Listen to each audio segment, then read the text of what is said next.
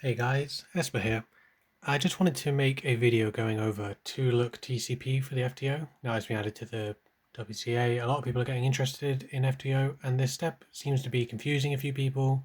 I've had a request to make this video, so I just want to go over just kind of a basic overview of how I understand TCP and hopefully explain it in a way that is not confusing because there's some outdated or misleading information on YouTube. So I just want to make a clear and concise video.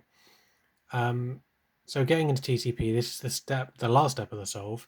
So you can see here, I'm just finishing my last triple for the bottom layer. I'm going to insert it. And now we're on to the last 3 triples. And 2-look TCP is a very simple method. It's not the most simple method, but in my opinion, it's the best method for beginners for solving the last 3 triples. It's very simple. I'm going to show you an example here first, and then we'll get into some specific cases. So the aim of 2-look TCP is to have your triples solved in such a way that the colors don't matter. So for example, this one under the basic method isn't actually solved because you've got red and purple together in these triangles, but actually this counts as solved for 2-look TCP because they're both not yellow and they're next to each other. That's what you're aiming for. So you can see here I've got another one here, and a very fundamental concept here that you need to know, just in case you don't, is when you do a hedge in the back like this, that is going to flip whatever 2 triples were here. So you can see this one's going to flip and end up here, and this one's going to flip and end up here, and this one's just going to rotate down to here, like so. So that's very important because you're going to use that algorithm for manipulating your triples during this step. So here I am actually going to use the hedge because this one is solved, so I want to move it to the top layer. So I'm flipping it to move it here. So I'm going to use my hedge. And then lastly, I'm looking for my last triple. You can see this one's not solved currently because it's blue next to yellow, and you want your 2 colors to be not yellow. So I'm going to move it around, and here we are. So these happen to be matching. That won't always be the case, but this is a solved triple. And now you can see I've got 3 solved triples. And once they're all solved, you will always have 2 in the top and 1 on the front or like side. So once you're here, then the next step is to orient this layer. This can be done with either just a sledge, just a hedge, or a combination of the 2. So the way to recognize this, you will either have a bar here, or you'll have a bar here, or you'll have one long bar going around the front. So in this case, you can see I've got the bar on the left. So what I do is I move it to the back and do a hedge from this position, and that orients the top. And again, the reason that works, if you want to think about it a little more, is that you're always flipping these 2 triples when you do a hedge. So you can think about it just putting the bar at the back, which is how I do, but you can also think about putting these 2 triples on the right hand side so that when you do your hedge, it flips them. And then lastly, you can see I've got this triple that was solved before the blue one, but these 2 aren't solved. And because of that, we've got 2 triangles I need to swap. Now you may be thinking that it's impossible to swap 2 pieces, and you're correct, but actually what we're going to do is an algorithm that there's a 3 cycle. So I'm going to move this triangle to here. I'm going to move, I'm going to move this triangle to here. I'm going to move this triangle to here and this triangle to here. So it's actually a 3 cycle. And the algorithm is very simple. I'm just going to show you on a 3x3. It's actually a 3x3 alg, the one that looks like this when you've got these 2 non-oriented edges, but all the corners are solved. And it's this one that starts with a wide move. You go like this.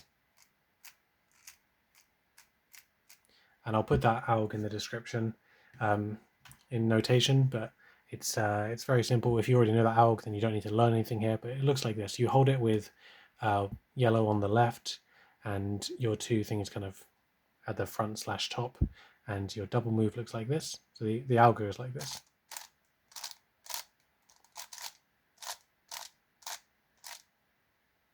And there we are. So I saw my last 2 triples. There are a couple more cases I'm going to get into now. I'm going to set up some specific ones. But that's kind of the general overview of how the method works. So here I've set up a slightly more complicated case. You can see I've got 1 triple here, which is solved, but the other 2 are in really awkward positions where the triangles are in the bottom layer, but the corner pieces are oriented such that the colors that are not yellow are on top.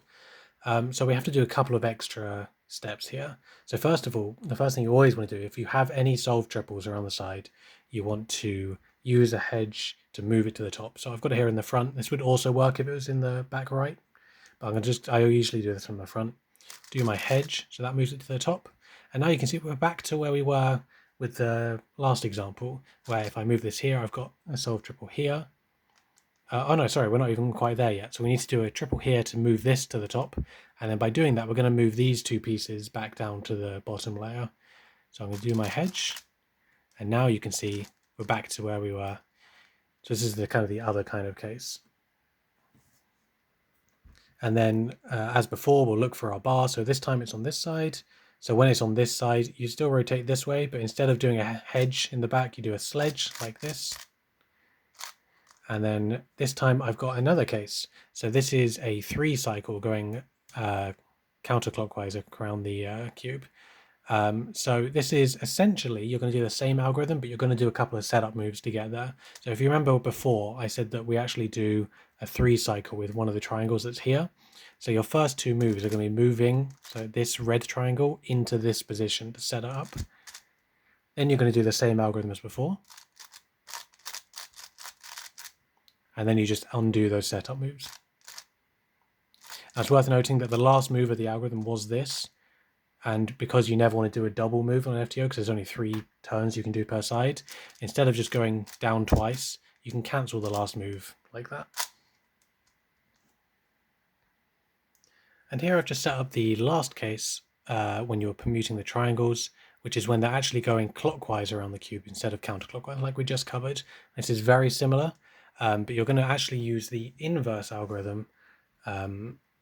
So before we had this case, but instead we're actually going to use the inverse of that. No, not that one. When you have this case, which that was not the algorithm,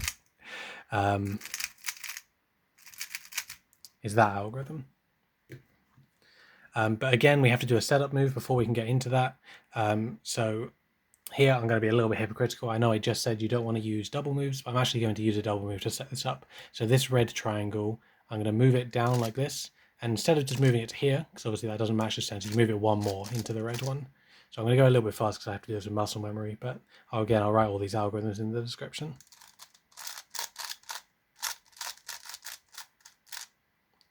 And that solves in that direction. So there are only 3 algorithms you need to learn, and really it's only 2 because you use the same algorithm for 2 of the cases. You just have to do a setup move into it. So it's actually very simple. Making the triples is simple. You just have to remember the fundamental concept that whenever you do a hedge, it flips these 2.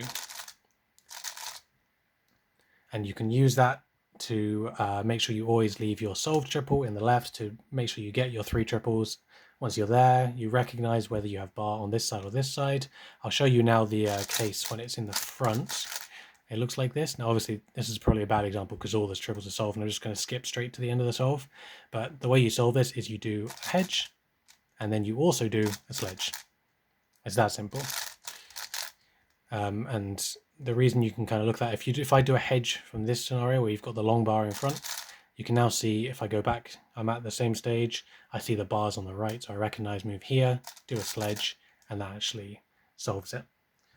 So I hope that's been helpful. Please do ask questions if you want to. And yeah, thanks very much for watching.